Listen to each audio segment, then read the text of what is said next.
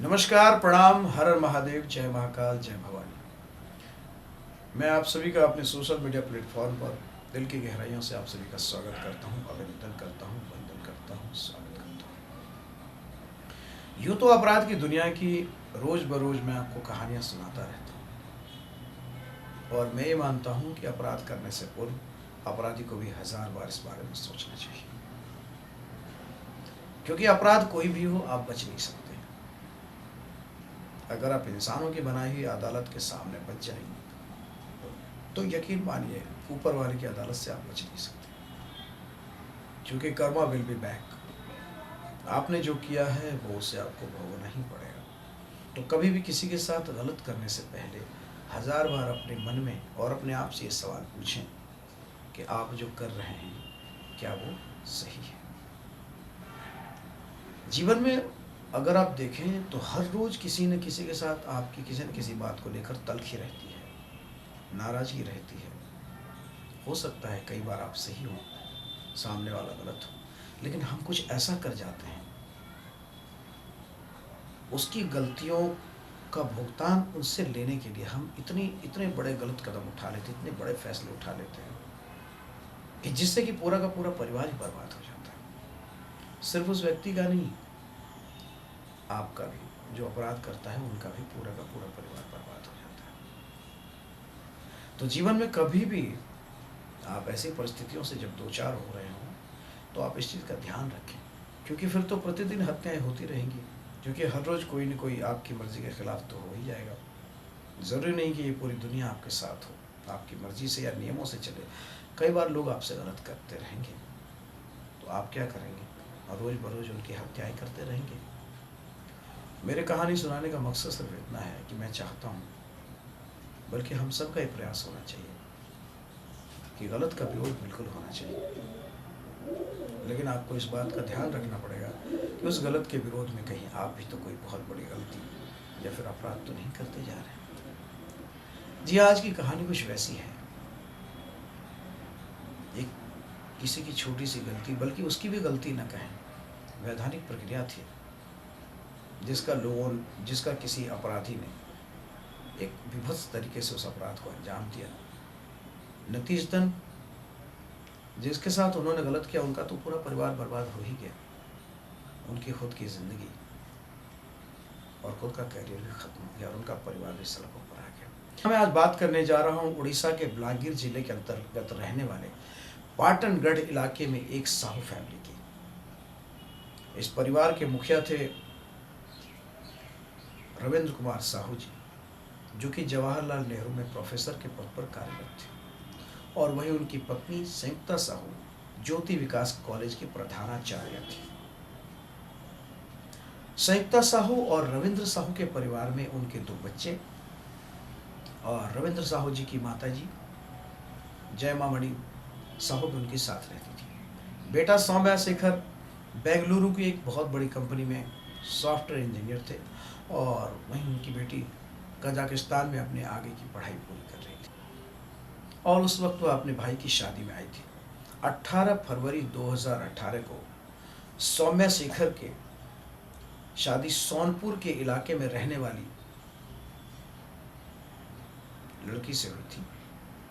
सब कुछ ठीक ठाक चल रहा था, लेकिन फिर 5 दिन बाद यानी 23 फरवरी 2018 को,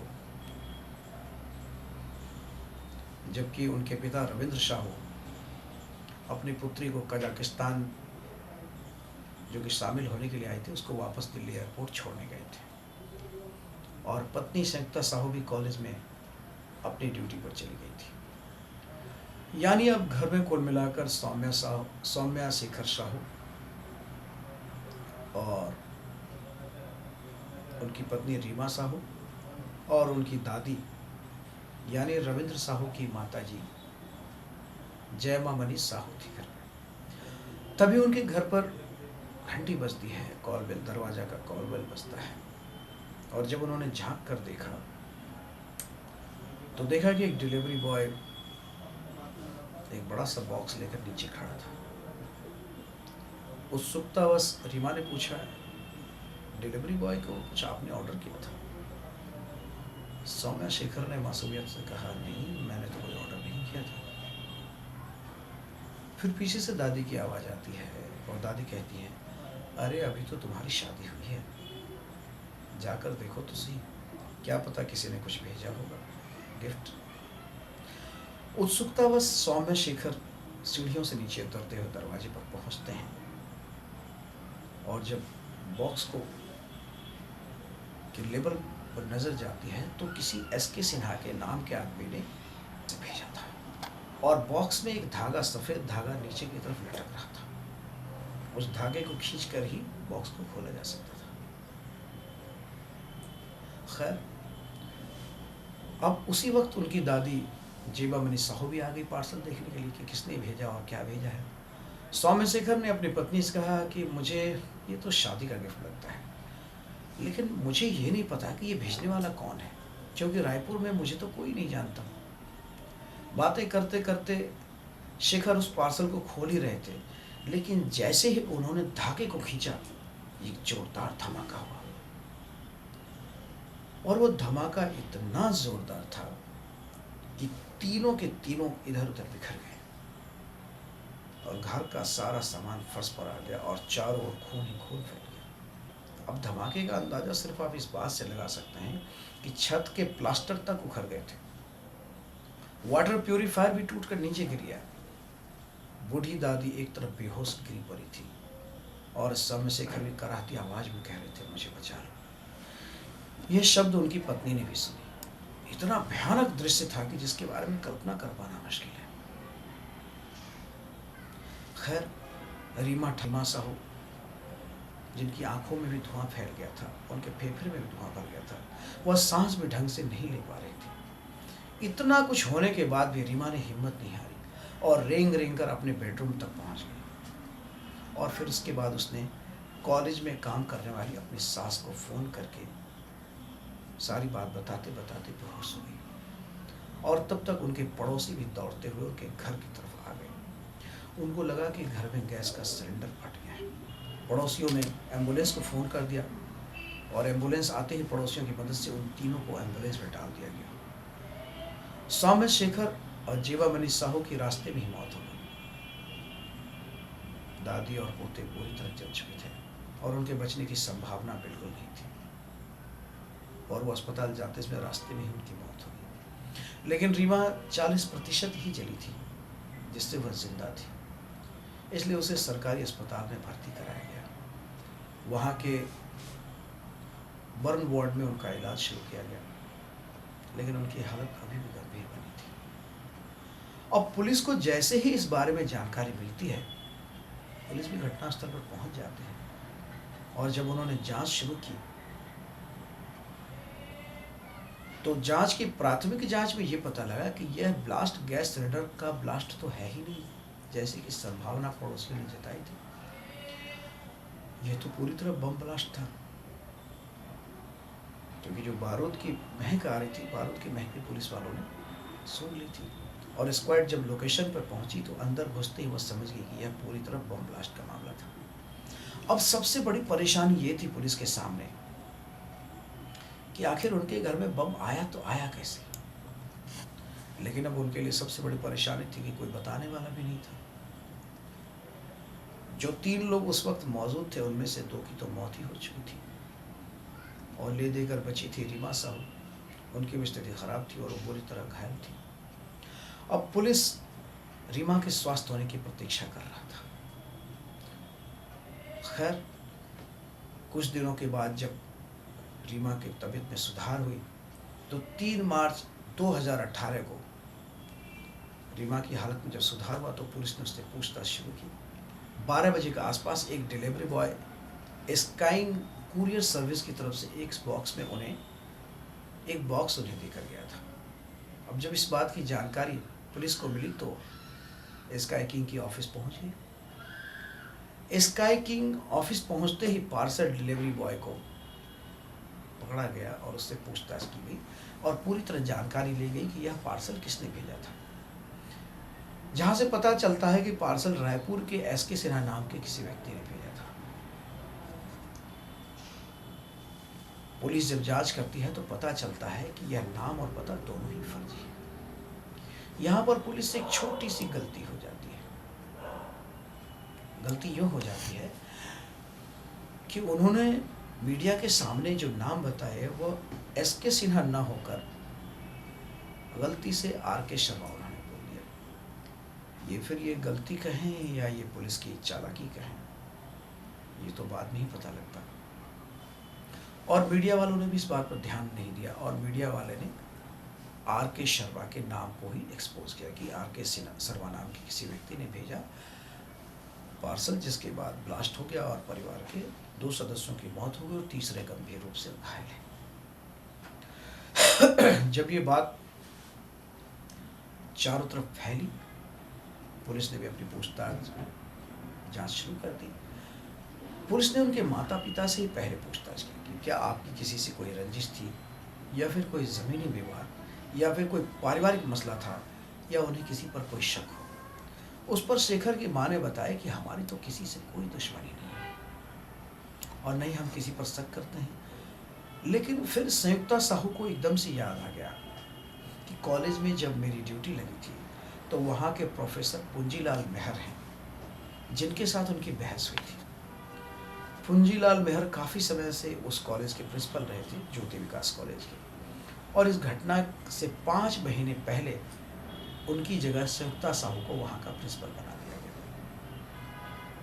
संयुक्ता साहू ने कहा कि हमारे किसी से कोई रंजिश नहीं है कि वह हमारी, और इतनी भी रंजिश नहीं है कि कोई हमारी जान लेने पर आमदा हो जाए।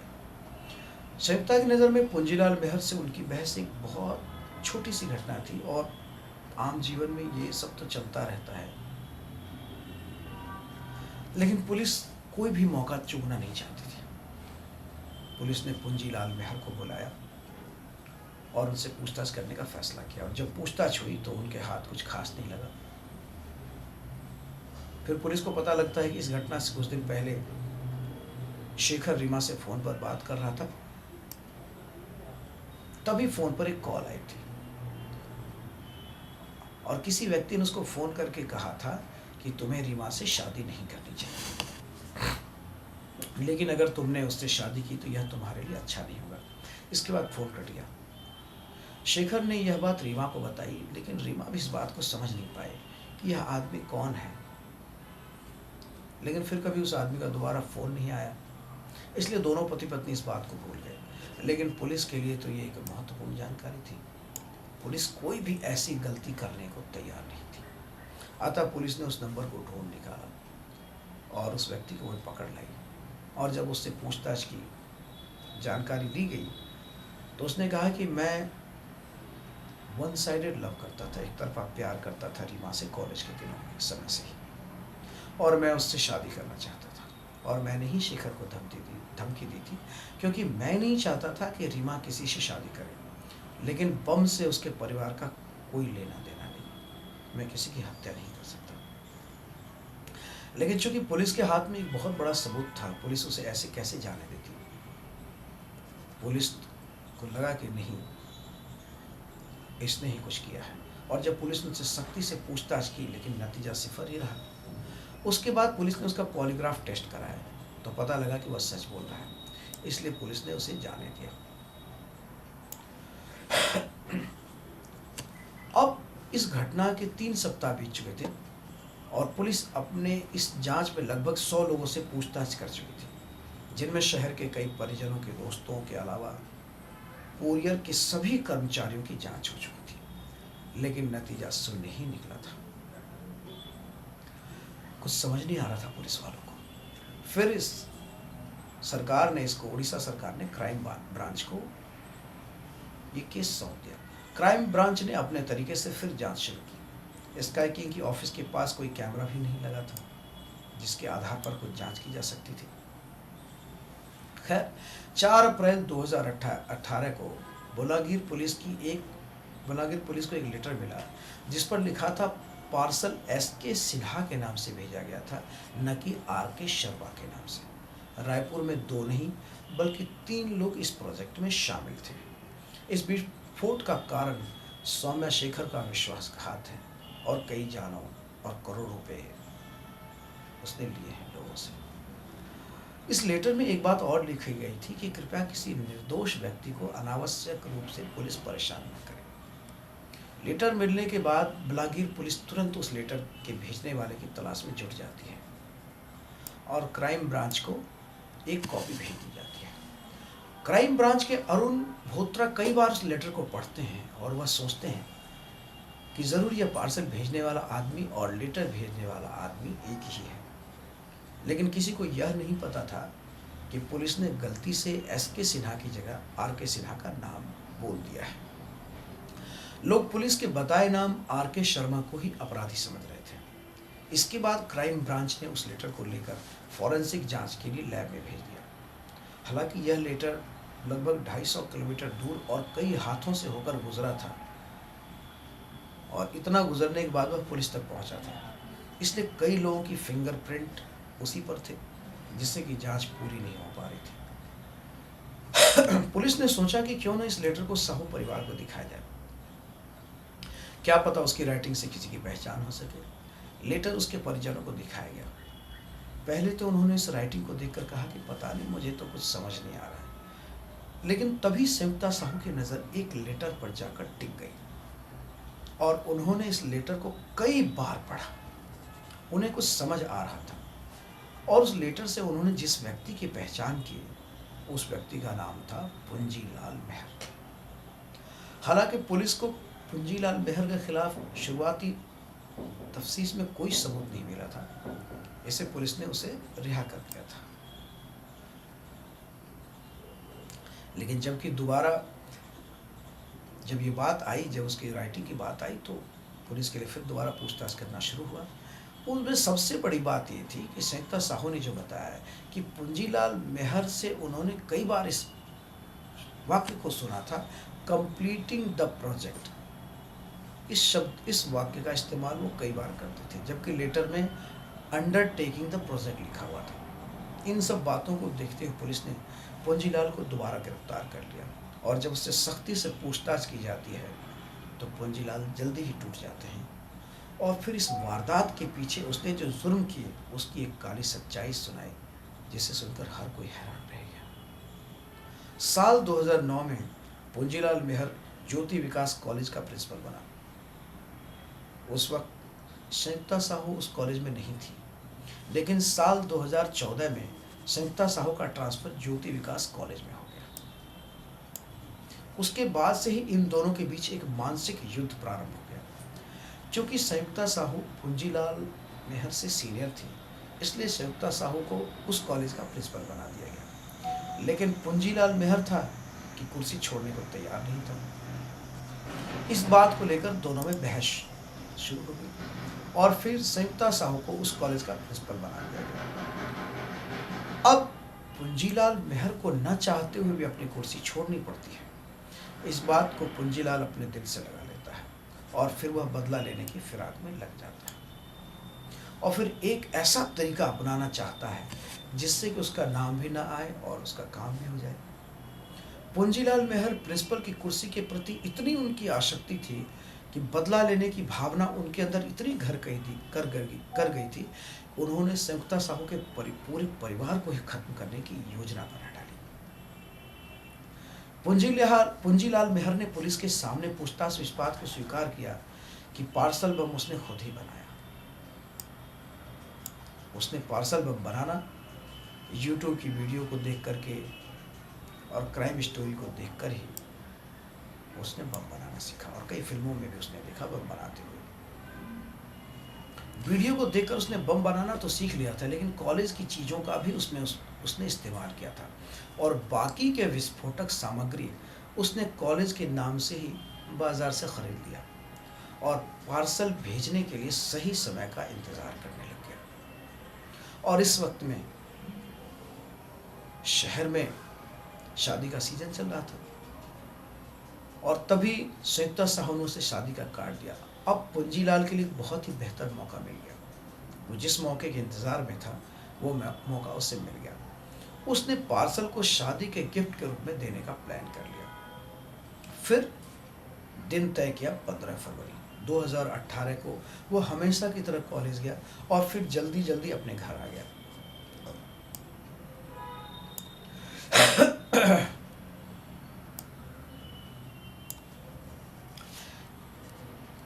15 फरवरी 2018 को वह हमेशा की तरह कॉलेज गया, फिर वह जल्दी जल्दी अपने घर आया, क्योंकि इस बात को वह अच्छी तरह जानता था कि मोबाइल के द्वारा उसकी लोकेशन ट्रेस की जा सकती है। इसलिए उसने अपना फ़ोन घर पर ही छोड़ दिया और उसके बाद में उसे डर था कि अगर वह टिकट लेने गया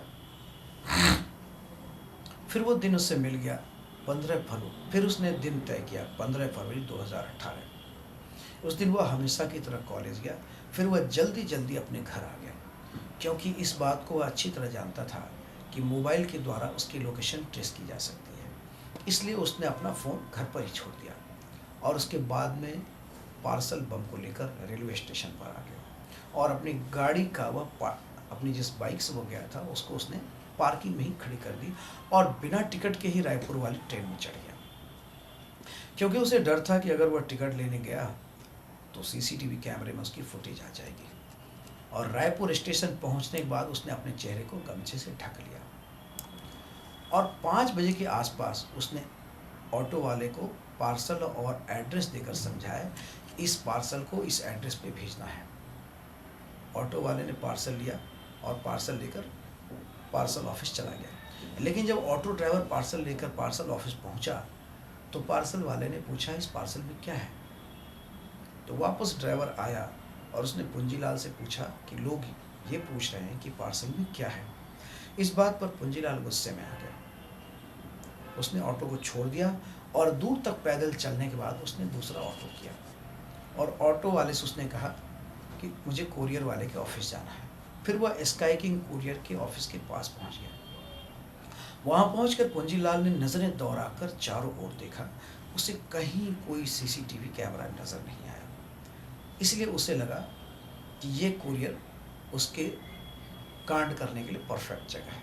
फिर उसने चेहरे से गमछे को हटाया और कुरियर लेकर आराम से ऑफिस के अंदर जल्दी जल्दी पहुंच गया। लेकिन जब पूंजीलाल वहां पहुंचा तो फिर वही सवाल पूछा गया कि इस कुरियर में क्या है। तब उसने बताया कि इस पार्सल में मिठाई है और कुरियर वाले ने इस बात को मान लिया। पार्सल को उसके फर्जी नाम एसके सिंह के नाम से बुक कर दिया गया और संयुक्ता साहू के घर भेज दिया गया। पार्सल भेजने के तुरंत बाद ही उसने अगली ट्रेन से वापस अपने घर आ गया। अगले दिन उसके लिए अन्य सामान्य दिनों की तरह ही था। वह आराम से अपने कॉलेज गया और किसी को उस पर शक न हो इसलिए शादी में जाकर उन दोनों को आशीर्वाद भी उसने दिया। इधर वह पार्सल 20 फरवरी को शेखर साहू के घर पहुंचा, लेकिन उस दिन उनके घर में रिसेप्शन पार्टी थी, इसलिए उनके घर पे कोई था नहीं, इसलिए वो पार्सल वापस आ गया। उसके बाद फिर 23 फरवरी 2018 को जब रीवा किचन में काम कर रही थी तभी वह पार्सल उनके घर पहुंचा और फिर उसके बाद की घटना तो मैंने आपको बता ही दिया। पूंजीलाल इस घटना के बाद शेखर साहू के अंतिम संस्कार में भी शामिल हुआ। पूंजीलाल मेहर ने अपना अपराध स्वीकार कर लिया और पुलिस के पास उसके खिलाफ पर्याप्त सबूत मिल चुके थे और वह लेटर भी पुलिस के सामने बहुत बड़ा सबूत बनकर खड़ा हुआ और बाकी सबूतों के आधार पर 24 अप्रैल 2018 को पूंजीलाल मेहर के खिलाफ चार्जशीट तैयार करके उसे कोर्ट में पेश किया गया, उसे जेल भेज दिया गया। पूंजीलाल मेहर जेल जा चुका था और रीमा संयुक्ता वापस अपनी जिंदगी को जीने का प्रयास कर रही थी।